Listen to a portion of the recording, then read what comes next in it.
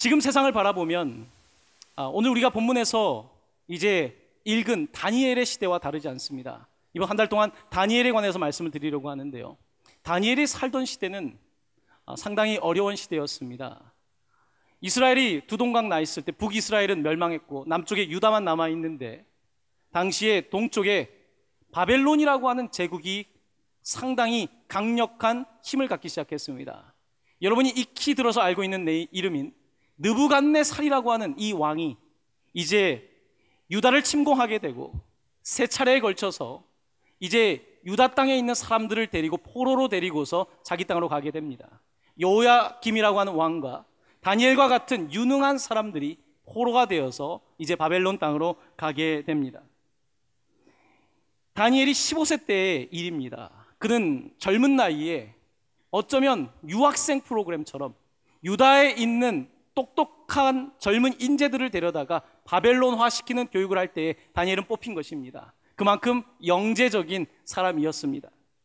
이 다니엘이 이곳에 가서 성경은 그가 갈대아의 학문을 배우게 됐다는 것입니다. 갈대아 우르, 우리가 세계사 시간에 많이 듣는 지역 아닙니까? 바로 바벨론이 있는 그 갈대아 우르 지역에 있는 그 갈대아의 학문을 배우게 되었고 바벨론 언어를 공부하게 되었습니다. 그러면서 가장 뛰어난 사람들이 바벨론화되는 정책을 바벨론 제국은 펼쳐나가기 시작했습니다. 다니엘이라고 하는 이름을 가진 이 청년은 그의 이름까지도 개명되는 그런 안타까움을 겪게 됩니다. 우리나라도 일제시대에 창씨개명을 통해서 부모님이 주신 이름을 잃어버리고 일본식 이름을 갖게 된 것처럼 다니엘과 그의 친구들은 본인의 이름이 있음에도 불구하고 바벨론식 이름을 갖게 되었습니다. 다니엘이라고 하는 이름에는 엘자가 들어가 있습니다. 엘리야, 엘리사. 엘은 하나님을 뜻하는 말입니다. 이 다니엘이라고 하는 이름의 뜻은 God is my judge. 하나님께서는 나의 심판관이십니다. 하나님은 나의 판관이 되십니다 라고 하는 뜻입니다. 그런데 그가 받은 이름은 다니엘과는 전혀 다른 이름입니다. 그 이름은 벨드사살입니다. 그의 이름에 첫 번째 벨자가 등장합니다. 바벨론 할 때 벨자입니다. 이 벨은 당시 갈대아 지역의 신의 이름입니다.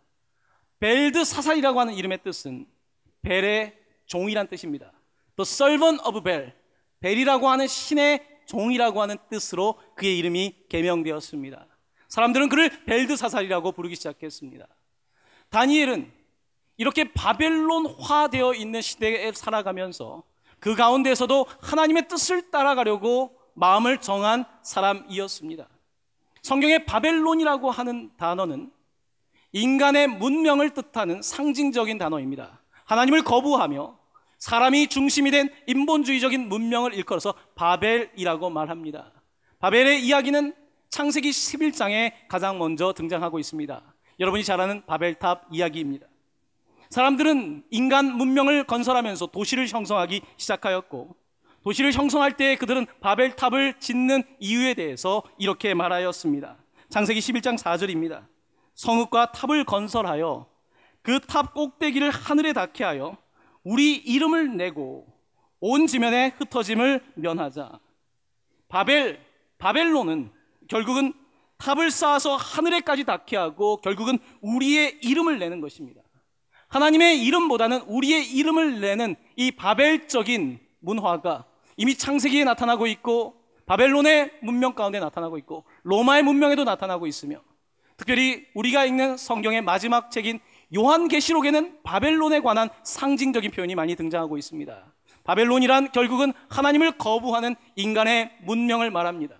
화려한 이미지가 있고 굉장히 높은 타워를 세우고 사람들이 물질 만능주의 가운데서 상업주의가 발달한 그런 시대, 그와 같은 문명이지만 그곳에 하나님이 없는 공허한 문명을 일컬어서 우리는 바벨론이라고 말하고 있는 것입니다.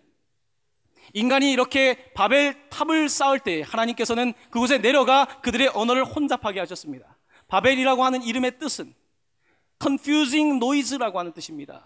confusing noise란 혼잡스러운 잡음이라는 뜻입니다.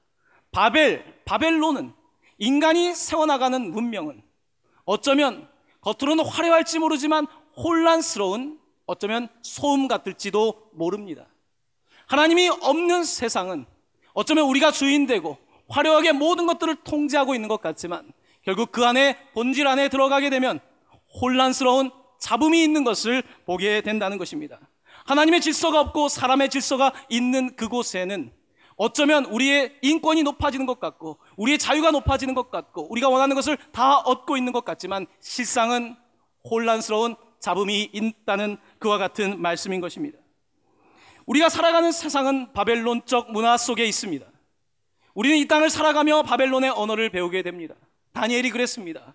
본토가 바벨론에 의해서 빼앗기고 바벨론의 문화를 배우고 학문을 배우고 언어를 배우는 다니엘의 삶 속에서 우리는 이 시대를 살아가면서 이 바벨론적인 문화 속에서, 우상 숭배적인 문화 속에서, 하나님을 거부하는 인본주의적인 문화 속에서 어떻게 그리스도인으로, 하나님의 사람으로 살아야 되는지에 대해서 생각하게 되는 것입니다.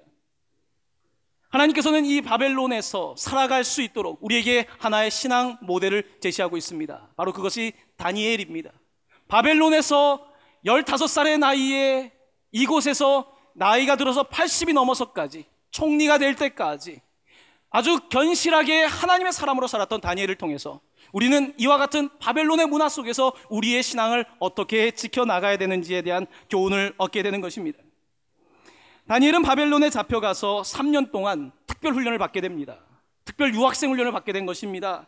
학문과 언어를 배울 뿐만 아니라 날마다 왕의 음식과 포도주를 대하게 되었습니다.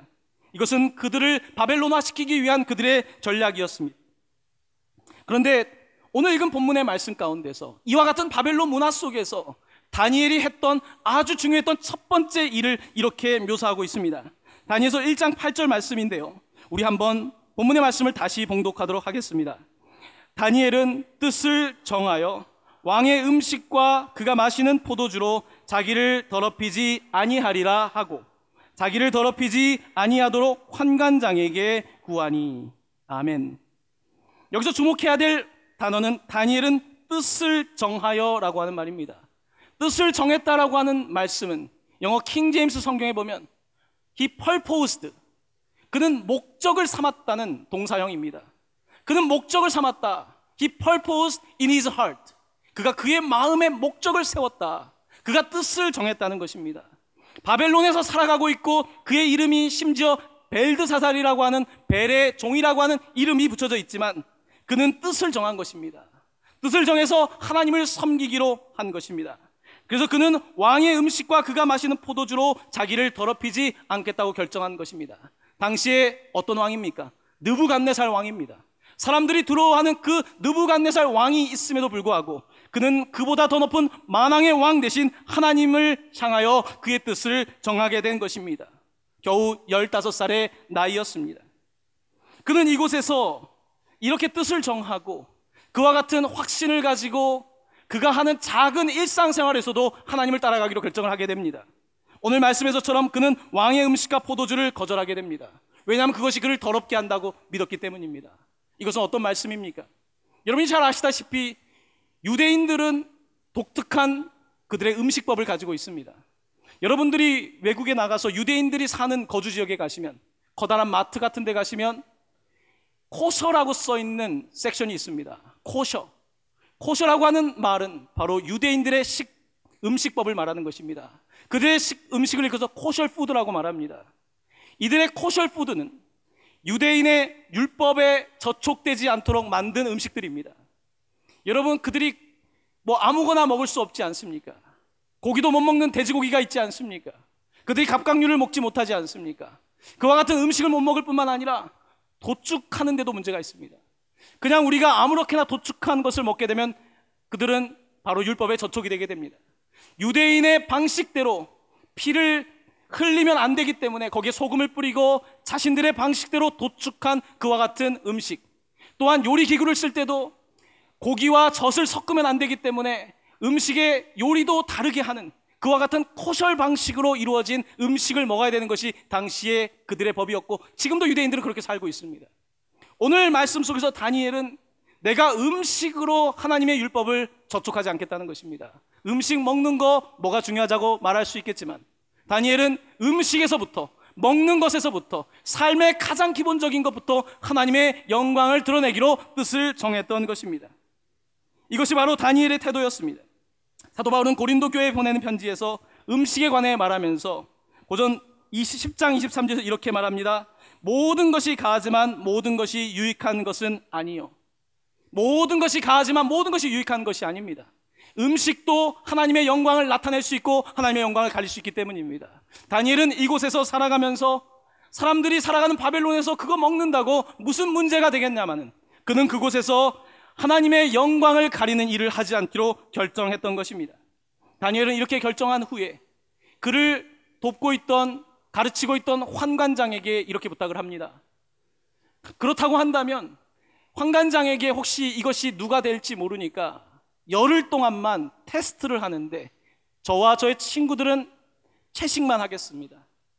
왕의 고기를 먹지 않고 율법에 저촉되는 것들을 먹지 않을 테니까 나머지 끌려온 소년들은 고기도 먹고 가장 좋은 것을 먹게 해주십시오. 그리고 열흘 후에 누가 더 건강한 모습인지를 테스트해 봅시다 라고 제안을 하게 됩니다. 다니엘서 1장 15절은 우리에게 그 테스트의 결과에 대해서 이렇게 말씀하고 있습니다. 열흘 후에 그들의 얼굴이 더욱 아름답고 살이 더욱 윤택하여 왕의 음식을 먹는 다른 소년들보다 더 좋아 보인지라. 고기를 먹지 않은 채식만 먹은 사람들의 얼굴이 좋았다는 것입니다. 여러분, 고기를 먹으면 기름기가 많으니까 아무래도 얼굴이 더 기름질 거라고 당시의 사람들은 생각하지 않았겠습니까? 이들은 채식을 함으로써 하나님의 율법을 지키며 하지만 더 아름다운 모습을 갖게 되었습니다. 이번 여름 성경학교 주제가 특별히 아동부 학생들 위해서 삼시세끼 예배입니다. 삼시세끼 예배를 하면서 우리 전도사님들과 제가 이야기한 게 있습니다. 우리 한번 주일학교 애들에게 채식만 한번 시켜볼까?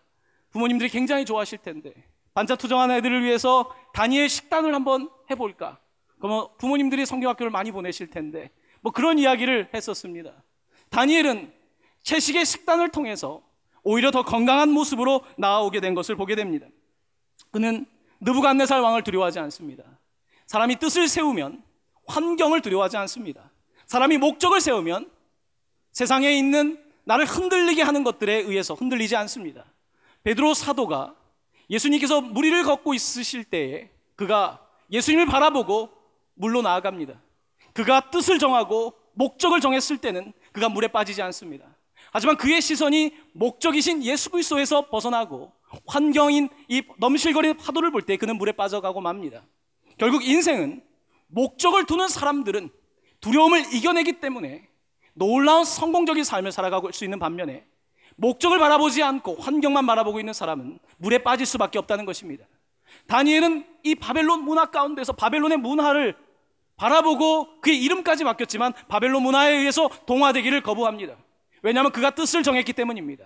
그가 뜻을 정하고 하나님을 따라가서 살기로 결정했기 때문에 그는 마지막까지 하나님을 위한 삶을 살아가는 것을 보게 됩니다. 여러분, 인생에서 가장 중요한 것, 뜻을 정하는 것 아닙니까? 유교에서도 공자가 강조하는 것이 있지 않습니까? 15살의 입지, 뜻을 세우라는 거 아닙니까? 입지, 뜻을 세우는 것이 15세에 이루어져야 된다고 유교에서도 가르치고 있는 것처럼 다니엘은 15세에 그가 뜻을 정했다고, 그의 목적을 세웠다고 우리에게 말씀하고 있는 것입니다. 우리의 자녀들에게 필요한 것은 어떠한 공부와 기술보다도 어떠한 뜻을 정하는 거 아니겠습니까? 어떠한 목적을 정하는가에 따라서 그들의 인성이 결정되는 거 아니겠습니까? 다니엘은 그의 뜻을 정하고 목적을 정하고 하나님을 위한 삶을 살기로 결정하게 되었습니다. 이번 미국 일정 가운데에서 첫 번째 주에는 그 알브라이스 목사님이 목회하는 교회를 방문하고, 두 번째 주부터는 뉴저지에 우리 청년들 7명이 인턴을 하고 있는 캠든에 있는 얼번 프라미스라고 하는 것을 방문하게 되었습니다. 이곳의 이야기는 상당히 흥미롭고 도전적입니다. 미국 뉴저지 동부에 있는 뉴욕 밑에 있는 주입니다. 이 뉴저지에 캠든이라고 하는 도시가 있습니다. 이 캠든이라고 하는 도시는 미국 사람들에게는 범죄율이 가장 높고 가장 가난하고 가장 안타까운 도시로 알려져 있는 곳입니다. 이곳에 사람들이 이곳을 버리고 떠나게 됩니다. 미국은 공동화 현상이라고 그러죠. 도시가 비게 되는 현상. 돈을 벌게 되면 사람들은 도시를 떠나서 주변 지역으로 가서 자기의 집을 형성하고 이제 안전하게 살아갑니다. 하지만 도시는 범죄만이 남는 그와 같은 미국 사회의 현실을 보게 됩니다. 바로 이 이너시티라고 하는 가장 큰 도시에 남는 사람들은 바로 대부분이 흑인들입니다. 가난한 흑인들을 중심으로 남게 되고 그곳에는 범죄가 일상화되어 있습니다. 마약과 매춘과 온갖 범죄가 있고 그리고 그곳에 있는 아이들은 버려지게 마련입니다. 이곳에 뜻을 품은 사람들이 있었습니다. 이곳을 시작한 대표인 브루스 메인이라고 하는 분과 몇 사람이 20대의 나이에 이 버려진 도시에 들어가서 이 아이들에게 희망이 되기로 결정을 하게 됩니다. 이들이 들어가서 이곳에서 사역을 하면서 피부 색깔도 다르고 이들과 문화도 다르지만 이들을 섬깁니다. 이 브루스 메인이라고 하는 분은 다른 사람의 이야기를 들어보니까 그가 처음 이 사역을 시작하면서 그 가난한 아이들을 위해서 아침에 주일날이면 팬케이크를 150명분을 혼자서 만들고 그들에게 말씀을 가르치고 그들이 학교에서 돌아오면 범죄에 빠질까봐 애프터 스쿨 프로그램을 돌리고 그렇게 시작하면서 이곳저곳에서 사람들이 생겨나면서 27년 만에 놀라운 기관이 되었다는 이야기입니다. 이곳은 지금 현재 약 50억의 예산을 가지고 1년을 운영하고 있습니다. 정부에서 지원하는 예산은 한 푼도 없이 오직 자발적인 도네이션과 자발적인 발런티어들을 통해서 그리고 스태프들이 만들어지면서 놀라운 일을 감당하는 것을 보게 됩니다. 어떤 일이 이곳에서 벌어지고 있는 것입니까? 얼번 프라미스, 얼번이라고 하는 말은 도시라고 하는 말입니다. 도시, 이 버려진 도시의 프라미스, 약속이 필요하다는 것입니다. 그곳에서 있는 젊은이들에게, 아이들에게 약속이 없는 것입니다. 그들에게는 미래가 없는 것입니다. 그래서 그들을 위하여 미래를 보여주기 위해서 하나님의 약속은 그들을 버리지 않는다는 것을 보여주기 위해서 20대 젊은이들이 헌신하게 되었고 뜻을 정하게 되었고 그러면서 사역이 폭발적으로 발전하게 된 것입니다. 이제는 뉴저지에 3개의 얼번 프라미스가 있을 뿐만 아니라 그 밑에 있는 델라웨어 주에도 마이애미에도 미국 캐나다의 토론토에도 아프리카의 말라위, 우간다, 남미의 온두라스에도 그들의 프로그램들이 이제 국제적으로 만들어지는 것을 보게 됩니다. 그들은 돈으로 시작하지 않았습니다. 얼마 되지 않는 돈밖에 없었던 그들이 뜻을 정하고 비전을 품자 많은 사람들이 이제 함께 일을 감당하게 되었습니다. 그곳에 있는 동안에 우리 청년들이 지금 계속해서 7주 프로그램을 하고 있는데요. 이제 일주일 어떻게 지냈니 물어보면서 저녁 식사는 어떻게 했니 물어봤더니 청년들이 목사님 한 끼도 자기들이 해먹지 않았다는 것입니다.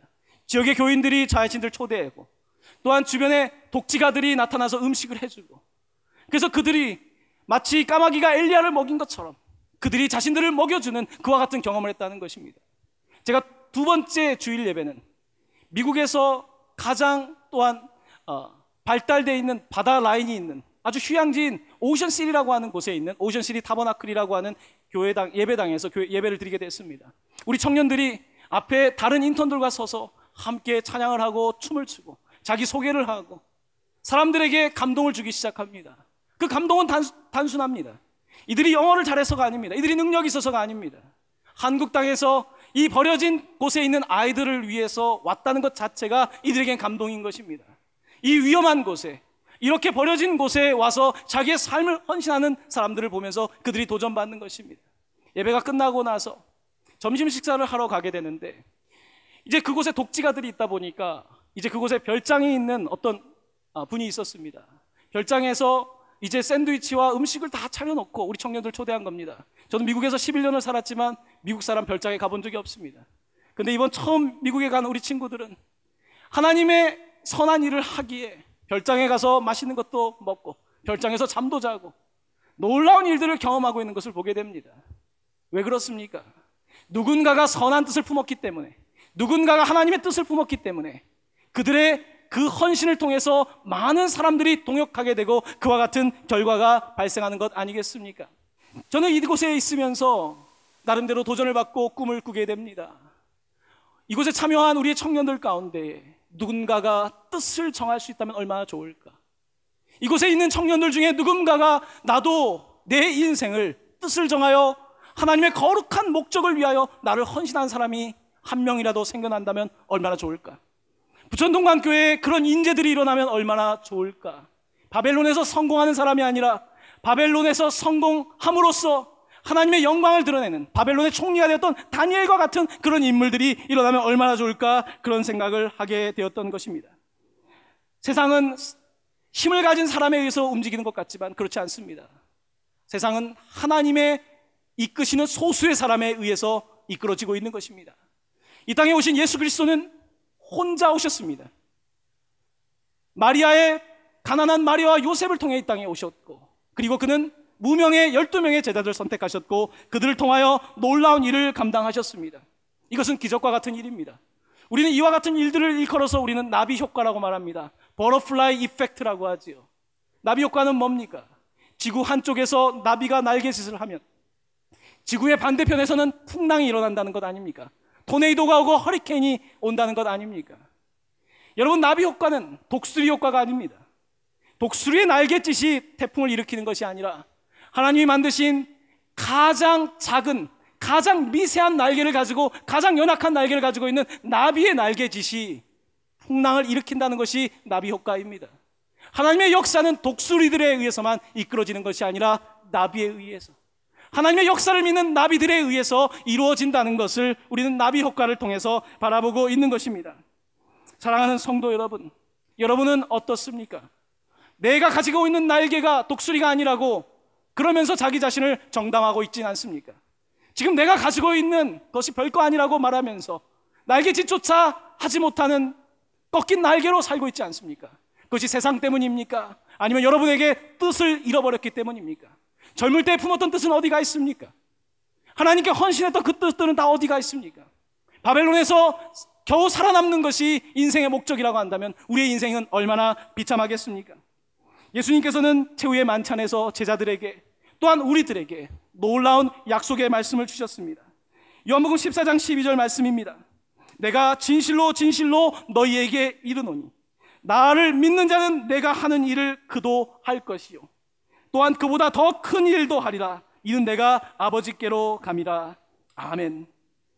나를 믿는 자는 그가 하신 일보다 더 큰 일을 한다는 것입니다. 왜냐하면 그가 아버지께로 가기 때문에, 예수님께서 우리를 위하여 아버지 옆에서 간구하시며 일하시기 때문에 우리는 예수님이 하신 일보다 더 위대한 일을 할 수 있다는 것입니다. 사랑하는 성도 여러분, 부천동강교회는 지금까지 위대한 역사를 써온 교회입니다. 몇 사람이 모여서 위대한 교회를 이루었습니다. 하지만 우리는 갈림길에 서 있습니다. 이와 같은 역사를 자랑하는 것은 물론 긍지를 가져야 될 일이지만 거기서 끝난다고 한다면 그것은 우리 다음 세대에게 줄 것이 없는 부끄러운 역사로 끝나고 말 것입니다. 우리는 새로운 뜻을 품어야 합니다. 새로운 비전을 품어야 합니다. 하나님이 주신 꿈을 가져야 합니다. 하나님이 주신 꿈은 반드시 모든 사람이 품지 못할지라도 누군가가 온전한 헌신을 통하여 이루어야 하는 것입니다. 사랑하는 성도 여러분, 여러분께 도전합니다. 여러분의 자녀들을 바벨론의 인재로 남기시겠습니까? 아니면 바벨론을 이기는 하나님의 인재들로 만들겠습니까? 우리의 자녀들이 이 땅에서 성공하는 것에 만족하시겠습니까? 아니면 우리의 자녀들이 이 땅에서의 성공을 통해서, 이 땅에서도 성공하지만 궁극적으로 하나님의 영광을 높이는 다니엘 같은, 하나님이 나의 심판관이 되시는 그와 같은 인생을 살게 하시겠습니까? 사랑하는 성도 여러분, 이제 우리는 더 움직여야 되겠습니다. 더 큰 뜻을 품어야겠습니다. 더 큰 뜻을 품고 기도하며 나아가야 되겠습니다. 이 땅을 위하여 더 기도해야겠습니다.